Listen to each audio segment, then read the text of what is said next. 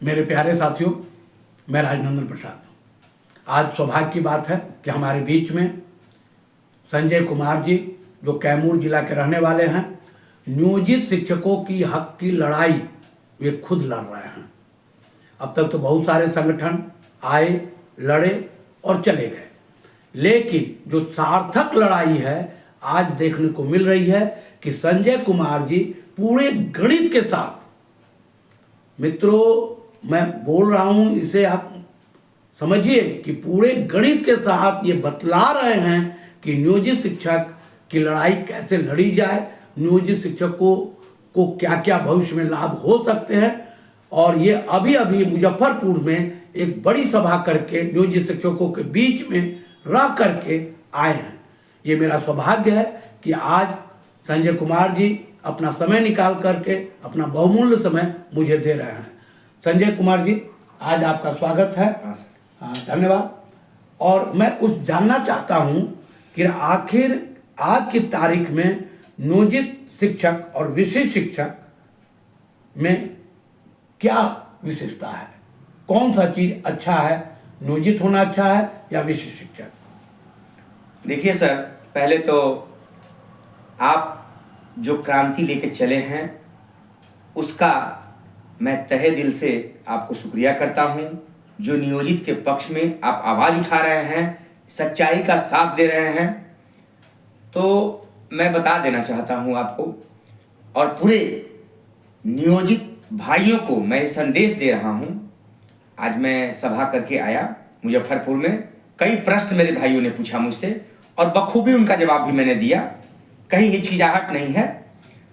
तो विशिष्ट और नियोजित, ये सवाल देखिए सर, इसमें समस्या है कि विशिष्ट और नियोजित में क्या फायदे क्या नुकसान, कई प्रश्न और इनके उत्तर छुपे हुए हैं। विशिष्ट जो है सो नया घर है। विशिष्ट हम लोगों को नया घर दिया गया है नियोजितों के लिए, और नियोजित हमारा पुराना घर है। बहुत अच्छा। उसी में हमारे कुछ 40,000 के लगभग नियोजित भाई एक नए घर, वो है विद्यालय अध्यापक, जो बीपीएससी की परीक्षा देकर चले गए। बिल्कुल सही। तो ये देखिए सर, नए घर का हश्र आज क्या हो रहा है किसी से छुपा नहीं है। बिहार में कई पुल ध्वस्त हो चुके हैं। बिल्कुल। जो प्रमाण है, ये मैं कोई ऐसा प्रमाण मैं नहीं देता जो कि लोग जानते ही ना हो, ये सर्वविदित है कि कितने पुल ध्वस्त हो रहे हैं। तो नए पुल जब ध्वस्त हो रहे हैं तो नए घर जो सरकार आपके लिए बना रही है, उस घर का हश्र क्या होगा, इससे अंदाजा आप लगा सकते हैं मेरे नियोजित भाई और विद्यालय अध्यापक, कि वो घर जो आपका खड़ा किया गया है, क्या उसका पिलर मजबूत है? वो तो आपका घर ही बिना पिलर के बना हुआ है श्रीमान। ठीक है। अब सवाल ये उठता है कि नियोजित को नियोजित क्यों बने रहना चाहिए, जबकि विशिष्ट शिक्षक राज्यकर्मी हैं? जी देखिए, नियोजित में हमको पहले ही अनुशंसित वेतनमान दिया जा चुका है। आज लिखा हुआ है नियमावली में अनुशंसित वेतनमान। हमारा दुर्भाग्य रहा और बड़े बड़े पदाधिकारियों का ये खेल रहा कि उसमें सर हमको 5200 तो दिया गया, लेकिन उसमें छोटी सी कटौती कर दी गई और कटौती करके 5200 में काट करके 410 रुपया काट करके हमको खंडित कर दिया गया, जिसका देन हुआ कि आज हम पूर्ण राज्यकर्मी नहीं हैं। हमारे माननीय पूर्व मुख्यमंत्री मांझी जी ने पूर्ण राज्यकर्मी की घोषणा की थी 5200। अच्छा। लेकिन हमारे माननीय मुख्यमंत्री नीतीश कुमार जी ने उस चीज को बदलवा दिया और उसमें कटौती करवा दी। अब सवाल ये उठता है कि जो नियोजित शिक्षक बचे हुए हैं जी, जिनकी संख्या घट रही है, तो आने वाले समय में नियोजित शिक्षकों की क्या स्थिति रहेगी? देखिए सर, उनकी स्थिति सबसे बेहतर रहेगी। उनकी स्थिति सबसे बेहतर रहेगी क्योंकि वो विशिष्ट नियमावली में सर सरकार ने आपको सेवा निरंतरता का लाभ नहीं दिया है। जो कई नेता चिल्ला रहे हैं गला फाड़ के, हम दिलवा देंगे, हम ले लेंगे, आप सुन भी रहे हैं। बिल्कुल। तो मेरे भाई वैसे नेता हमको जवाब दे कि आप जो नियमावली में है हमारे प्रमोशन, क्या आज तक दिलवाए? सही बात। लटका हुआ है 10 वर्षों से। मैं वो प्रमोशन कैमूर जिले में लिया था, उसको रद्द करवाया गया और मैं न्यायालय से जीता। 4 वर्ष का कठिन संघर्ष मैं किया हूं और अकेले किया हूं। नहीं, वो तो ठीक है जी। लेकिन अब सवाल उठता है कि संघ के लोग बार बार नियोजित शिक्षकों को ये कहते हैं कि हम आपको 9300 का स्केल दिला देंगे। क्या आपको लगता है कि 9300 के स्केल नियोजित शिक्षकों को मिलने वाली है? देखिए सर, वो अभी दूर का लॉलीपॉप है। जिस दिन दिलवाना था, वैसे लोग जो कह रहे हैं, जिस दिन दिलवाने का समय था सर, ये लोग एक दूसरे को पटकने में लगे हुए थे। सुप्रीम कोर्ट में तमाशा बना दिए थे। वो तमाशा हम लोगों ने देखा है। अच्छा, उस दिन अगर ये लोग वास्तव में दिलवाना चाहते तो खंडे खंड होकर नहीं, उस उपेंद्र राय जी को मैं बधाई देता हूं कि उस समय जितना बढ़िया उन्होंने काम किया था, लेकिन उनके मिशन को असफल कर दिया गया। अपनी नेतागिरी के चक्कर में लोगों ने ध्वस्त कर दिया और उसमें आम शिक्षक को नुकसान हुआ था। अच्छा, ये अभी मामला एक चल रहा है माननीय उच्च न्यायालय में जी। CWJC 1673, जी। ये नवादा के साथी जो नियोजित शिक्षक हैं, जी, जी। ये मामला क्या है? देखिए सर, इसमें 7 तारीख को माननीय न्यायालय ने न्यायादेश दिया था कि 100 शरीर एसीएस महोदय उपस्थित हों। न्याय में था, ये आदेश में था। तो क्या हुआ? 7 तारीख को वो केस डेट पर नहीं आया। फिर 9 तारीख को उसमें सुनवाई हुई। अच्छा। और 9 तारीख को माननीय न्यायालय ने उसमें स्पष्ट आदेश दिया है। वो न्यायालय चूंकि हमारे केस का वर्णन करते हुए उस कि संजय कुमार का कैमूर 16-63-91 केस नंबर अच्छा। 9/12/2024, बिल्कुल। उस आदेश का पालन अभी तक क्यों नहीं हुआ? उसमें 2 महीने बीत चुके हैं। एक सवाल ये उठता है कि नियोजित शिक्षकों की नौकरी जो मिली, पहले तो मार्क्स के आधार पर मिला जी। फिर उसमें दक्षता जोड़ दिया गया, 2012 में पात्रता जोड़ दिया गया जी। इतना होने के बाद भी ये सक्षमता की कड़ी आ गई। क्या आपको लगता है कि सक्षमता देना चाहिए या नहीं देना चाहिए? जी, इस बिंदु पर आता हूं। एक कड़ी हमारी छूट गई है। उसमें कड़ी छूटी है कि माननीय न्यायालय ने जो आदेश दिया है, पुनः आदेश दिया है कि उसको पूरा करते हुए प्राथमिक निदेशक उपस्थित हो कोर्ट में। अगले डेट पर फिर उनको उपस्थित होना है। माननीय न्यायालय अब हम लोगों के पूरी तरह से सच्चाई के पक्ष में फैसले दे रही है और टाइट फैसले दे रही है।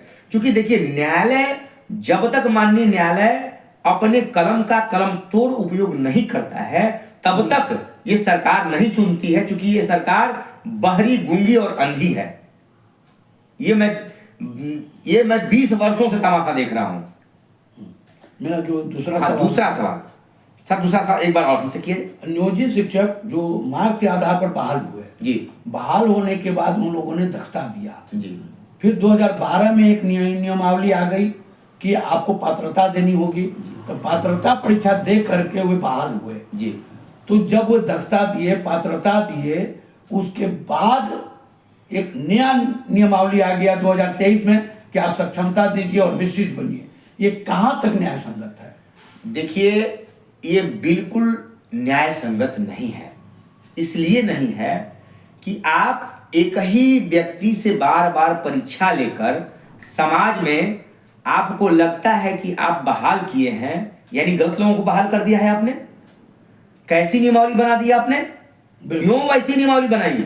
तो सबसे पहले तो आपको कटघरे में खड़ा होना चाहिए कि उन बच्चों को, वैसे लोगों को बहाल करके आपने ये संदेश दिया कि सरकार जो है बच्चों के लिए, न्याय के लिए कहीं खड़ी नहीं है। मजाक बना दिया है इन लोगों ने शिक्षा व्यवस्था को। बिल्कुल सही कहा आपने। मजाक बना के सर रख दिया है और बच्चों को उसमें नुकसान। लेकिन जब आपने उनको उसी तरह से रख दिया तो शिक्षक के समाज को गिराइए मत। क्योंकि समाज में अगर शिक्षक गिरता है तो कहीं ना कहीं ये समाज गिरता है। क्योंकि एक मां पहली शिक्षिका होती है, बिल्कुल, पिता दूसरे शिक्षक होते हैं, और शिक्षक का जब सम्मान गिरता है तो एक मां का सम्मान गिरता है, एक पिता का सम्मान गिरता है। ये सोच सरकार के पास नहीं है, नहीं सोच पा रही है सरकार। मुझे दुख होता है। नहीं, सही बात है। लेकिन जो नियोजित शिक्षक, अब एक सवाल ये उठता है जी। हमने बहुत सारे नियोजित शिक्षकों को देखा कि वे बीपीएससी के द्वारा टीआर 1 और टीआर 2 में जी। बहाल हुए हैं। जी। मुझे अफसोस हुआ कि वे इतने सीनियर होने के बावजूद क्यों गए।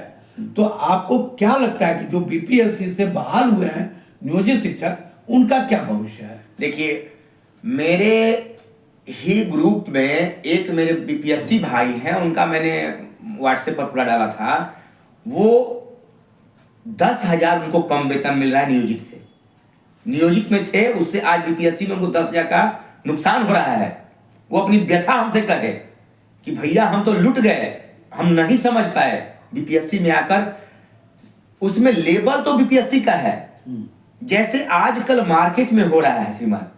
मार्केट में बोतल जो है, आप पानी का ले लीजिए, दूध का ले लीजिए, बोतल तो एकदम ओरिजिनल उस पर मार्का लगा हुआ है, लेकिन अंदर श्रीमान नकली दूध रहता है, मिलावटी दूध रहता है। तो उससे क्या होगा? बच्चों का सेहत, आपका सेहत अच्छा बनेगा? तो बात वही है, नाम बीपीएससी परीक्षा लिया हुआ, लेकिन सर उसको कुछ नहीं दिया गया है। बीपीएससी के स्तर से कुछ नहीं दिया गया है, वो मिलावटी चीज दे दी गई है सर। अच्छा, अंत में हम ये पूछना चाहेंगे जी कि आपका भी समय बहुमूल्य है, आपको कैमूर जाना भी है जी। आपने समय दिया, इसके लिए धन्यवाद। लेकिन अंत में एक सवाल है जी। कि नियोजित शिक्षकों का वास्तव में भविष्य क्या है? देखिए, नियोजित शिक्षकों का भविष्य उज्जवल है। मैं 100% गारंटी के साथ कहता हूं कि इनका भविष्य उज्जवल है। जो है, एक कहावत है, नया 9 दिन पुराना 100 दिन। वाह, ये आप जान लीजिए। बहुत अच्छा। नए की चमक बहुत जल्दी चली जाती है। आप देखे होंगे कि अंग्रेजों के जमाने के बने हुए फूल पुलिया आज भी चमक रहे हैं, लेकिन आज पुल पुलिया बन रहा है और एक अभी बना ही नहीं तब तक ध्वस्त होना चालू हो गया। तो हम लोग वो जमाने के पुल पुलिया हैं जो हमेशा चमकते रहेंगे। ये चमक हमेशा रहेगी और हमेशा वो ताकतवर रहेंगे नियोजित। उनके नियोजन में कहीं कमी नहीं आने वाली है। उनको सारे लाभ इसी में रहते हुए हम लोग ले लेंगे। अब मैं दिलवाने की बात नहीं कर रहा हूं, क्योंकि मैं आम शिक्षकों को जगा रहा हूं। आम शिक्षक, हर शिक्षक नेता है, हर घर से भगत सिंह और सुभाष चंद्र बोस निकलेंगे। मैं ये चाह रहा हूं कि हर गांव से जो शिक्षक हैं, हर विद्यालय से एक भगत सिंह और एक सुभाष चंद्र बोस निकले। मेरी ये सोच है और वो मैं जगा रहा हूं श्रीमान। अच्छा, अंत में हम चलते चलते एक दिमाग में एक बात आई है जी कि आखिर संघ के लोग जो पुराने थे, धुरंधर नेता थे, जी जैसे प्राथमिक शिक्षक संघ हो गया, माध्यमिक शिक्षक संघ हो गया, जी, जो सत्ता में जिनकी अच्छी भागीदारी भी है जी, वे कहाँ चूक गए? देखिए श्रीमान, वो अगर वो लोग चाहे होते तो आज सब कुछ आपको मिल गया होता। ये भी सच्चाई है। क्योंकि वो लोग माध्यमिक शिक्षक संघ है, वो तो मुट्ठी भर लोग थे, उनको देने में सरकार को कहीं दिक्कत नहीं थी। लेकिन इसको राजनीति का अखाड़ा बना दिया गया शिक्षकों को, कि अगर इनको दिलवा देंगे तो हमारे पास मुद्दा क्या रह जाएगा? बिल्कुल सही। मुद्दा ही खत्म हो जाएगा। तो वो नहीं चाहते हैं नेता कि आपको कुछ भी मिले, आप उलझे रहें, हमको वोट देते रहें, हमको चंदा संघ के नाम पे देते रहें, मेरा पैकेट भरा रहे, बस यही उनकी सोच है श्रीमान। और इसीलिए आज तक आप जो है तो शोषण का शिकार हो रहे हैं। ये चीज हमारे चाहे माध्यमिक भाई हो, प्राथमिक भाई हो, नेतागिरी को समाप्त करना होगा और शिक्षक गिरी को बड़े पैमाने पर मजबूत करना होगा। हर शिक्षक शिक्षक बने, नेता नहीं। मैं यही मिशन चला रहा हूं और जगा रहा हूं लोगों को, और जब तक सांस है तब तक जगाता रहूंगा। बिल्कुल सही। संजय जी हमारे बीच आए, बहुत बहुमूल्य समय निकाल करके। ये मुजफ्फरपुर से लौटे हैं और इनको आज ही रात कैमूर जाना है। कल से फिर अपने काम में ये लगेंगे। आपने समय निकाला, इसके लिए बहुत बहुत धन्यवाद। नमस्कार सर, आप बड़े भाई मेरे, और आपकी मैं बहुत ही इज्जत करता हूँ। क्या बात है, क्या बात है। मैं भी आपकी बहुत इज्जत करता हूँ। ठीक। धन्यवाद, बहुत बहुत धन्यवाद। जय हिंद। जय हिंद।